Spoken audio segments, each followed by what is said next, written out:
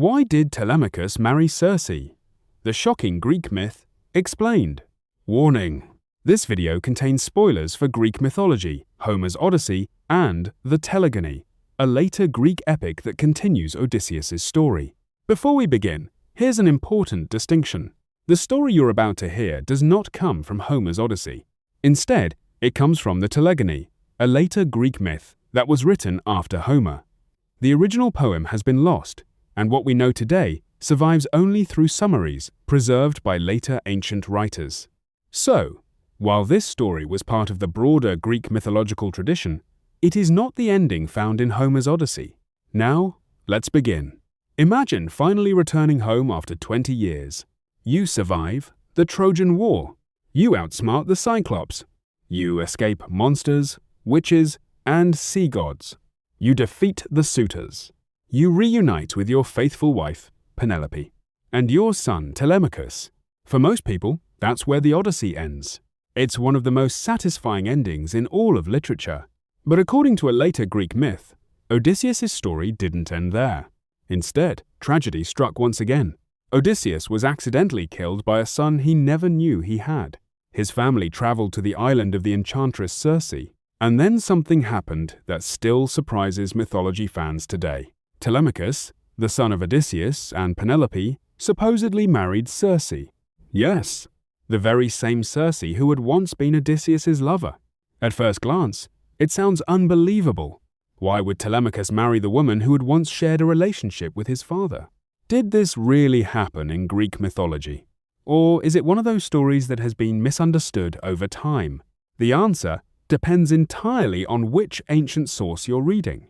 Let's explain. This story is not in Homer's Odyssey.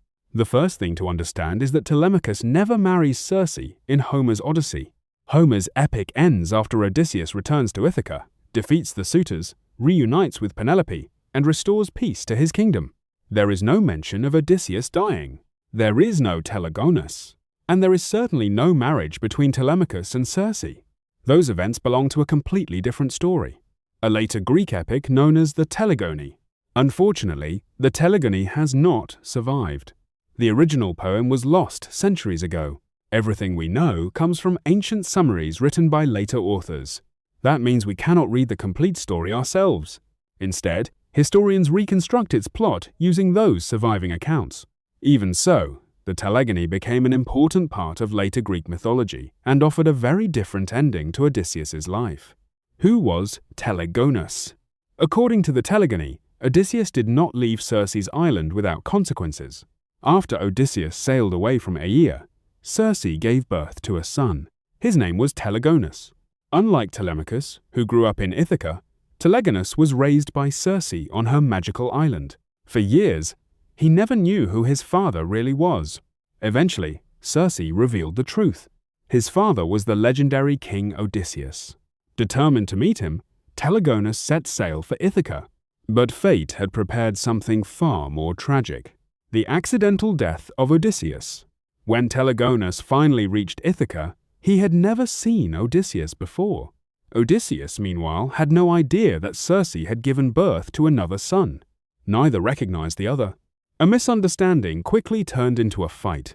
During the battle, Telegonus wounded Odysseus with a spear tipped with the poisonous spine of a stingray. The injury proved fatal. Only after the battle ended did Telegonus discover the terrible truth. The man he had killed was his own father. It became one of the greatest tragedies in later Greek mythology. Unlike the hopeful ending of Homer's Odyssey, the Telegony gives Odysseus a tragic final chapter. Everyone returns to Circe's island. Overcome with grief, Telegonus carried Odysseus' body back to Circe's island of Aea. He was not alone. Penelope traveled with him. So did Telemachus.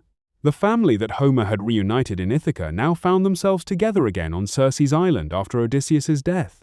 According to the surviving summaries, Circe welcomed them and used her divine powers to grant immortality to several members of the family. Then came the part of the story that has fascinated readers for centuries. Why did Telemachus marry Circe? According to the Telegony, Telemachus eventually married Circe. At the same time, Telegonus married Penelope. To modern audiences, these marriages seem shocking. After all, Circe had once been romantically involved with Odysseus. Seeing her marry his son feels deeply unusual by today's standards, but ancient Greek myths often followed very different traditions than modern societies. The surviving summaries never explain the marriages in detail. Instead, scholars have proposed several possible interpretations. Some believe the marriages symbolize the unification of Odysseus's two families, one through Penelope, the other through Circe. Others suggest the author wanted to bring every major character together before ending the story.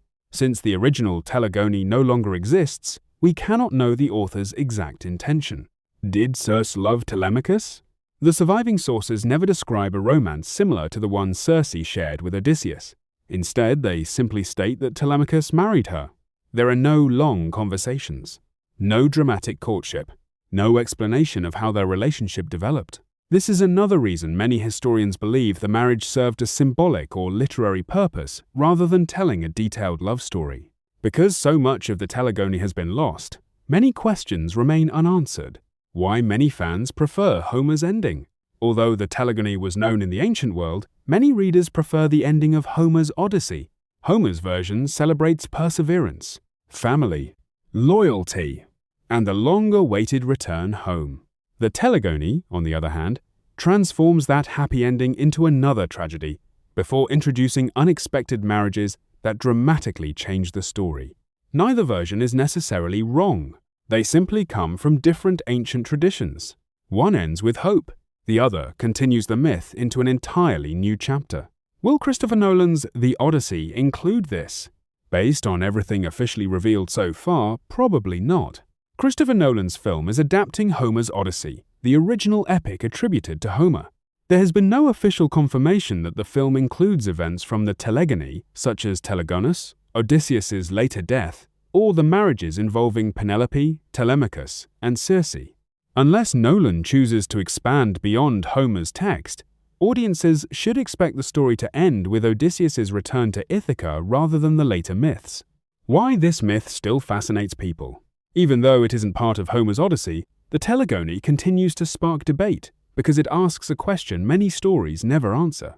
What happens after the hero returns home? Most legends end when the adventure is over. The Telegony imagines what came next. It explores how one generation inherits the consequences of the previous one. Whether readers accept it as a meaningful continuation or simply an interesting alternate tradition, it remains one of the most unusual stories in all of Greek mythology. So, why did Telemachus marry Circe? According to the later Greek myth known as the Telegony, he did marry Circe after the death of Odysseus. According to Homer's Odyssey, he never did. That's the most important distinction to remember. The marriage between Telemachus and Circe belongs to a later mythological tradition, not to Homer's original epic. Because the Telegony survives only through ancient summaries, many details have been lost, leaving historians to debate exactly what the story meant. Even so, it remains one of the most surprising and controversial chapters ever added to the legend of Odysseus and his family. What do you think? Do you prefer Homer's ending, where Odysseus returns home and the story ends in Ithaca, or do you find the strange continuation told in the Telegony just as fascinating? Share your thoughts in the comments below. If you enjoyed this video, don't forget to like, subscribe, and turn on notifications for more Greek mythology explainers, the Odyssey stories, movie breakdowns, hidden details, and entertainment news. Thanks for watching, and I'll see you in the next video.